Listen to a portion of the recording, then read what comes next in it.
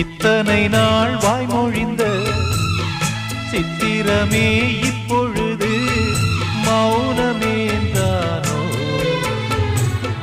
மின்னலென மின்னிவிட்டு கண்மறைவாய் சென்று விட்ட மாயம் நீதானோ?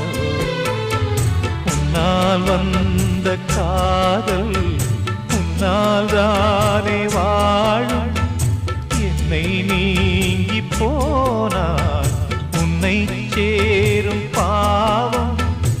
எனக்கொரு அடைக்கலம் வழங்குமோ உன் இதயமே? அன்பேவா அருகிலே என் வாசல் வழியிலே உல்லாச மாளிகை மாளிகை